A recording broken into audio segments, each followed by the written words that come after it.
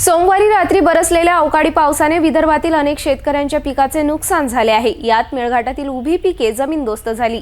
मेळघाटातील धारणी तालुक्यातील गहू, हरभरासह आंब्यांचा मोहर गळाला असल्याने आता पुन्हा शेतकऱ्यांचे लाखोंचे नुकसान झाले। यात सर्व शेतकऱ्यांना नुकसान भरपाई देण्यात यावी अशी मागणी मेळघाटातील शेतकऱ्यांनी केली आहे। सोमवारी सायंकाळी बरसलेल्या अचानक अवकाळी पावसाने धारणी तालुक्यातील अनेक गावातील शेतकऱ्यांचे मोठे नुकसान झाले आहे। शेकडो हेक्टर जमिनीवर असलेल्या गहू व हरभरा पिकांचे मोठ्या प्रमाणात नुकसान झाले। यासोबतच आंब्याचा बहारसह झाडाला लागलेल्या कैऱ्या गळाल्याने मोठ्या प्रमाणात नुकसान झाले। आता सर्व शेतकरी आर्थिक संकटात सापडला आहे।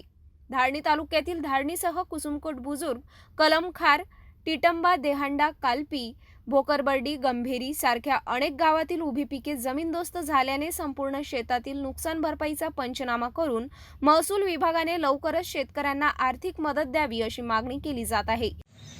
काल रात्रीपासून जे अवकाळी पावसाने धारणीमध्ये हजेरी लावली आहे ती अशी लावली आहे की सर्वात जास्त नुकसान शेतकऱ्यांचं झालेलं आहे। आता आपण एका शेतामध्ये आलेलो आहोत। इथं शेतकरी आपल्या सोबत आहे। शेतकऱ्यांचं एवढं मोठं नुकसान झालं आहे की यांचा पूर्ण हरभरा व गहू हे पूर्ण झोपून गेलेलं आहे। आता यांना एवढं चिंताग्रस्त झालेलं आहे मेळघाटचे शेतकरी की नुकसान भरपाई मिळणार किंवा नाही गव्हर्नमेंटकडून, किंवा हे कसं उचलणार, यांना काहीतरी धरण्यांच्या घरात जाणार किंवा नाही, या संदर्भात आपण शेतकऱ्यांसोबत बोलू। किसान के लिए धूपकाले में थोड़ा सा आसरा हो जाता है आम की फसल का, परंतु जो उम्मीद थी वो भी पूरी ख़त्म हो गई। और रात की इस हवा धुन और अवकाली पानी में पूरे आम बार समेत कैरी समेत गिर गया नीचे। आम का भी बहुत नुकसान हुआ है ना? जी बिल्कुल हुआ है। गार गिरी ना, गार भी गिरने का अंदेशा है। लोग बता रहे हैं कि रात में 12-1 बजे के लगभग में कुछ देर तक के गारें भी गिरी। क्या नुकसान हुआ कल के पानी की वजह से? कल के पानी से गेहूँ पूरा आड़ा हो गया और चना भी पूरा आड़ा हो गया। जो कट के पड़ा था उसका भी बहुत नुकसान है। और ऐसा अंदेशा है कि रात में 12 साढ़े 12 के दरमियान में कुछ परिमाण में गारें भी गिरी।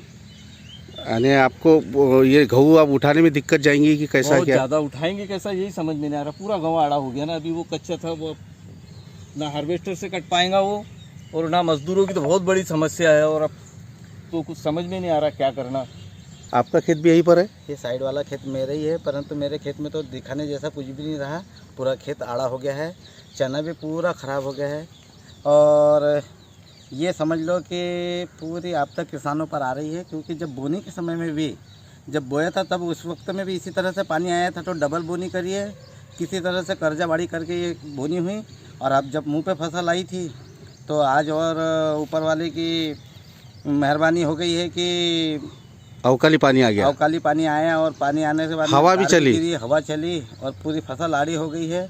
तो ऐसा विचार में पड़ गया हूँ कि आगे क्या करना चाहिए। तो थोड़े से ऐसी अपेक्षा है कि किसानों की तरफ वो ध्यान दे और उनके जो नुकसान है उनकी थोड़ी सी भरपाई करे। शासन को मांगनी है आपकी? बिल्कुल शासन से मांगनी है। अब शासन के अलावा फिर और अब किसान का है कौन? 2 ते 3 वर्षांपासून शासनाने आंब्याचा नुकसान भरपाई दिलीच नाही। आता पुन्हा नुकसान झाले आहे। अशातच आता तरी नुकसान भरपाई देण्यात यावी अशी मागणी शेतकऱ्यांनी केली आहे।